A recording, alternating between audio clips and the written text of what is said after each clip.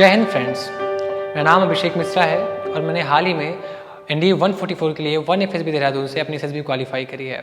इस वीडियो में मैं आपसे रिटन के साथ साथ SSB की कुछ टिप्स साझा करना चाहूँगा और मेरी रिटन क्वालिफाई करने के लिए क्या स्ट्रेटजी रही वो मैं आपसे साझा करना चाहूँगा। तो सबसे पहले मैं बताना चाहूँगा आपको कि मैंने इसके लिए अपने SSB और रिटन की प्रिपरेशन के लिए सेंचुरियन डिफेंस अकेडमी ज्वाइन करी थी। वो 5 जून को मैंने ज्वाइन करी थी और वहीं से मैंने अपनी सारी प्रिपरेशन करी। मेरी पर्सनल स्ट्रैटेजी क्या रही मैं वो आपसे शेयर करना चाहूँगा। तो देखिए, NDA में क्या होता है कि आपको 2 पेपर देने होते हैं। पहला होता है मैथ का, दूसरा होता है GAT का। मैथ जो है वो 300 नंबर का आता है, GAT आता है 600 नंबर का। GAT में आपके 2 पार्ट्स होते हैं, इंग्लिश और GS। इंग्लिश 200 नंबर का होता है। तो ओवरऑल अगर हम देखें तो केवल मैथमेटिक्स और इंग्लिश का जो वेटेज होता है NDA एग्जाम में वो होता है 500 नंबर का, और रेस्ट जो आपके सब्जेक्ट्स होते हैं like history, geography, polity, economics और current affair, physics, chemistry, biology, ये जो सब्जेक्ट्स होते हैं इनका जो वेटेज होता है वो केवल होता है आपका 400 नंबर का। तो मैंने अपनी जो पर्सनल स्ट्रैटेजी बनाई थी कि मुझे मैथ्स में अच्छा करना है और उसके बाद मुझे इंग्लिश बहुत अच्छा करना है, और क्योंकि मेरी इंग्लिश जो है वो पहले से काफ़ी अच्छी थी तो मेरा प्लान था कि इंग्लिश 200 नंबर की आती है तो उसमें मैं बहुत अच्छा कर सकता हूँ और मैथ में अच्छा कर सकता हूँ क्योंकि मैथ का वेटेज काफ़ी ज़्यादा है। तो फिर इस तरीके से मैंने अपनी स्ट्रेटजी कुछ बनाई, और फिजिक्स, केमिस्ट्री, बायोलॉजी ये हम लोग बचपन से पढ़ते आ रहे हैं तो इस पे जो है हमें कुछ ना कुछ तो आएगा ही। तो मैंने फिर पहले क्या किया, एनालिसिस किया कि किस सब्जेक्ट से कैसे क्वेश्चंस आते हैं, और फिर मैंने कोचिंग जब मैंने ज्वाइन करी तो वहाँ से मुझे आइडिया मिला कि किस तरीके से क्वेश्चन पूछे जाते हैं और हमें किस तरीके से तैयार करना है कि हम क्वेश्चंस को मैक्सिमम से मैक्सिमम क्वेश्चन कर सकें। तो कोचिंग में मुझे काफ़ी सारे टेस्ट मैंने दिए तो उससे मुझे काफ़ी हेल्प मिली। जो मैं पर्सनल स्ट्रेटजी मैंने बनाई थी तो उसमें मैंने सोचा देखा कि पहले मैथ के कहाँ पे ज़्यादा क्वेश्चंस मैथ्स में आते हैं, लाइक कैलकुलस का पोर्शन काफ़ी ज़्यादा मायने रखता है, और आपका स्टैटिस्टिक्स भी काफ़ी अच्छा पूछा जाता है, और उसके अलावा और बहुत सारे। तो मोस्टली क्या है कि कुछ ऐसे चैप्टर्स हैं मैथ में जिनसे कि बहुत सारे क्वेश्चंस आपके NDA में आते हैं। अब NDA में आपको 120 क्वेश्चन आते हैं तो आप मैथ में 120 तो कर पाओगे नहीं, आप कोई करता भी नहीं है। तो आपको एक देखना कि मुझे कितने क्वेश्चन लाने हैं जिससे कि मैं एक अच्छे नंबर से पास हो जाऊँ और मेरी मेरिट में रैंक भी अच्छी आ जाए। तो मैंने प्लान कर लिया था कि मुझे 400+ नंबर्स लाने हैं जिससे कि मेरी रैंक, मैंने प्रीवियस ईयर देखा था कि किस नंबर से कितनी रैंक आ रही है और कैसे लोग पास कर रहे हैं।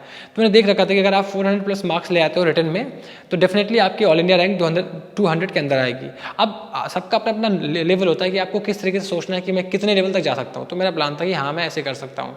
अब ज़्यादा हाई फाई करूँगा तब भी उसमें प्रॉब्लम आएगी, तो मैंने अपना सेट कर लिया कि 400+ मार्क्स लाने हैं। फिर मैंने डिवाइड किया कि मैंने NDA के जो उसमें मैथ में मुझे कहाँ से कितने नंबर ले आने हैं। तो मैथ में मैंने प्लान किया था कि मुझे लगभग 140-150 ऐसे मार्क्स मेरे आ जाएंगे, क्योंकि मेरा मैथ में थोड़ा सा अदर सब्जेक्ट्स के अकॉर्डिंग थोड़ा सा मैथ में हाँ ढीला है, बेकार नहीं, बहुत एवरेज है मतलब बोल सकते हैं। तो मैथ में मैंने अपना प्लान कर लिया और मैथ में मैंने 62 क्वेश्चन अटेम्प्ट करे थे अपने NDA रिटन में। और फिर बात आती है GAT की, तो GAT में मैंने 98 क्वेश्चन करे थे।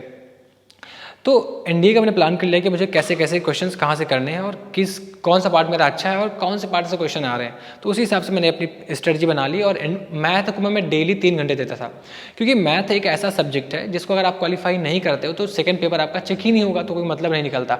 तो मैंने मैथ को डेली 2.5-3 घंटे डेली में देता था और उसको सॉल्व करता था। जो मैंने कॉन्सेप्ट पढ़े उनको रिवाइज किया, उसके बाद फिर मैंने कुछ क्वेश्चन सॉल्व करे उसके बेसिस पे, तो एक कॉन्सेप्ट आपके दिमाग में बैठ जाता है। तो इस तरीके से मैंने मैथ्स अपनी तैयार कर ली। अब मैं इतना काबिल हो गया था कि मुझे 62 मतलब 70 क्वेश्चन आसपास मैं कर लिया। तो मैंने 62 कर लिए क्योंकि मेरा टाइम और कुछ वो मैनेजमेंट थोड़ा नहीं हो पाया, तो मैंने 62 क्वेश्चन कर लिए। तो मैं श्योर था कि मेरा मैथ अब ठीक गया, मेरा सेकंड पेपर चेक होगा। उसके बाद फिर जब बात करूँ GAT की, तो GAT में मैंने इंग्लिश मेरी अच्छी थी, तो मैंने प्लान कर लिया था कि मैं इंग्लिश में लमसम 40-45 क्वेश्चन तो कर ही लूँगा। तो उसके अकॉर्डिंग मैंने अपने मार्क्स कैलकुलेट कर लिए कि मैं ऐसे करूँगा। उसके बाद मैं बात करूँ हिस्ट्री, ज्योग्राफी और फिजिक्स में क्या होता है कि मोस्टली 22 से 25 क्वेश्चन हमेशा आते हैं। 20 मिनिमम आप ले लो और 25 मैक्सिमम, इतने क्वेश्चन आते हैं फिजिक्स में। तो फिजिक्स में अगर आप मिनिमम 15 से 17 क्वेश्चन भी कर लेते हो तो आपका काम हो जाएगा। तो मैंने प्लान कर लिया था, तो मैंने भी फिजिक्स में करीबन 17 क्वेश्चन किए थे और 22 से क्वेश्चन आए थे। अब बात आती है केमिस्ट्री की, तो केमिस्ट्री में 10 से 15 क्वेश्चन ऐसे वेरी करता रहता है, आते हैं। तो केमिस्ट्री पढ़ाई की थी कोचिंग में, मैंने उससे उतना जितना पढ़ा था उससे काम मेरा हो गया। मैंने करीबन 7-8 क्वेश्चन कर लिए थे। बायो भी जितनी पढ़ाई की थी यहाँ कोचिंग में, मैंने उससे भी कुछ क्वेश्चन जो है उसके बायो के लगभग 10-12 क्वेश्चन आए थे, मैंने उसमें भी 7-8 क्वेश्चन कर लिए थे। अब बात आती है हिस्ट्री ज्योग्राफी। देखिए हिस्ट्री ज्योग्राफी और इकोनॉमिक्स पॉलिटी करंट अफेयर ये ऐसे सब्जेक्ट्स हैं जिनको पीसीएम के स्टूडेंट ने कभी पढ़ा नहीं होता है। तो इनको पढ़ने से हमें डर लगता है कि यार कितना बड़ा सिलेबस है और क्या पढ़ना है कुछ पता नहीं होता। तो यहाँ पे कोचिंग में बताया गया कि जो हिस्ट्री है उसमें मोस्टली मॉडर्न हिस्ट्री पढ़ाई जाती है। मैंने देखा कि और एनालाइज भी किया और बताया भी गया हमें, उसी हिसाब से पढ़ाया भी गया। तो मोस्टली मॉडर्न हिस्ट्री आती है, तो थोड़ी मैंने मॉडर्न हिस्ट्री पढ़ ली थी कि हाँ अगर मॉडर्न हिस्ट्री से आएगा तो मैं कर लूँगा। ज्योग्राफी की बात करते हैं तो ज्योग्राफी में जो कोचिंग में पूरा पढ़ाया गया था मैंने उसको एकदम अच्छे से प्रिपेयर किया। और ज्योग्राफी के बारे में मुझे उतना आइडिया नहीं था कि कहाँ से क्वेश्चन आते हैं, क्योंकि ज्योग्राफी काफ़ी वास्ट है और उसमें क्वेश्चन हमेशा वेरी करता है। कभी कभी वर्ल्ड ज्योग्राफी ज़्यादा आती है, कभी कभी इंडियन ज्योग्राफी ज़्यादा आती है, तो वो वेरी करता रहता है। तो उसको जितना पढ़ाया गया मैंने कोचिंग में अच्छे से पढ़ लिया और प्रीवियस ईयर क्वेश्चन के बेसिस पे मैंने कुछ और चीज़ें तैयार कर ली थी। तो इस तरीके से मैंने अपनी, तो मेरा मेन फोकस, मैं ये बताना चाहता हूँ कि आपका मेन फोकस रिटन के लिए होना चाहिए केवल 4 सब्जेक्ट पे। बाकी आप साइड में जो है 2-3 सब्जेक्ट उठा लीजिए, उनको प्रिपेयर कर लीजिए अच्छे से, आपका रिटन एकदम अच्छे से हो जाएगा।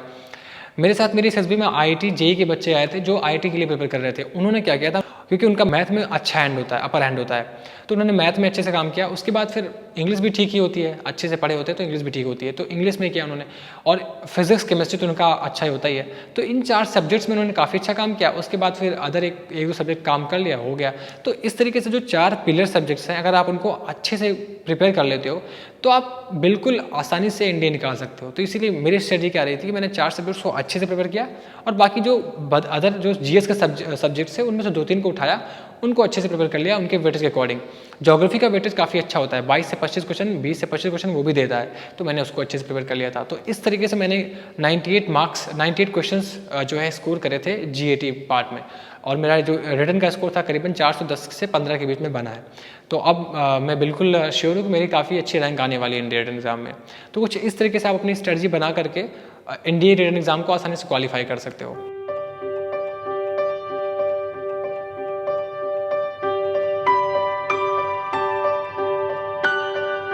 तो अभी मैं आपको आपके साथ एसएसबी के कुछ एक्सपीरियंसेस और एसएसबी के लिए मैंने कैसे प्रिपेयर किया वो शेयर करना चाहता हूँ। देखिए एसएसबी के लिए मैंने ये देखा, मेरे जो फ्रेंड्स हैं जो मेरे साथ पढ़ते हैं और मेरे बहुत सारे दोस्त हैं, तो उनके अंदर ही परसेप्शन होता है कि एसएसबी की वो 15 डेज़ की ट्रेनिंग लेंगे और एसएसबी क्वालिफाई कर देंगे। तो एसएसबी जो है एक ऐसा प्रोसेस है, बहुत ही कॉम्प्लेक्स प्रोसेस है, और इसके लिए आपकी पर्सनालिटी डेवलप होनी बहुत ज़रूरी है। आपका जो एक लेवल, एसएसबी का एक लेवल सेट है और उस लेवल पे जब आप आएंगे तभी आपका सिलेक्शन हो पाएगा। और 15 डेज़ की जो वो ट्रेनिंग होती है उसमें आपको केवल बता दिया जाता है कि आपको ये चीज़ लिख देनी है, मुझे लगता है वो इनफ नहीं होती है। तो मेरी अकेडमी में होता क्या है कि रिटन के साथ साथ एसएसबी के बैचेस हमेशा चला करते हैं। तो मैं कभी कभी मुझे टाइम मिलता था तो मैं एसएसबी का एक्सपोजर ले लेता था, जिससे मुझे एक आइडिया रहता था कि मुझे कैसे अपने आप की जो एलक्यूज है उनको कैसे डेवलप करना है, और कैसे मैं अपने कम्युनिकेशन स्किल और कैसे मैं अपनी एलक्यूज को थोड़ा थोड़ा इनग्रेन कर सकता हूँ। तो उससे मुझे एक आइडिया मिलता रहता था।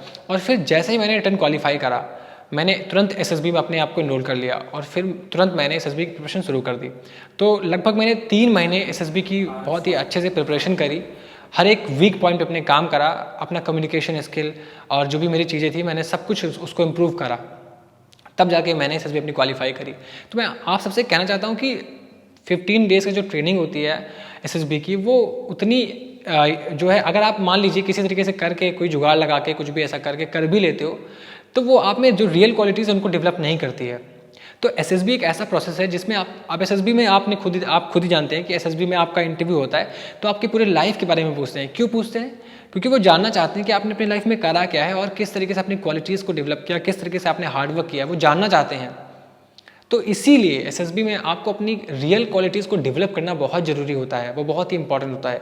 फिर आप एफर्टलेसली हो जाओगे, बिल्कुल आपको एफर्ट्स नहीं डालने पड़ेंगे, आपको फालतू की चीज़ें नहीं करनी पड़ेंगी, आपको कुछ तुक्का और कुछ ट्रिक्स नहीं लगानी पड़ेंगे, आप एफर्टलेसली जेन्युइन एक पर्सनालिटी के साथ रिकमेंड हो जाओगे। तो एसएसबी ट्रेनिंग के लिए अपने आप को अभी से तैयार कर दीजिए और शुरू कर दीजिए वो क्वालिटीज़ को इनग्रेन करना, और एक अच्छी ट्रेनिंग लीजिए, अच्छे टाइम के लिए ट्रेनिंग लीजिए, जिससे आप जेन्युइन आपकी जो पर्सनालिटी है वो उभर सके और आप अच्छे बन सकें, एक अच्छे नागरिक बन सकें।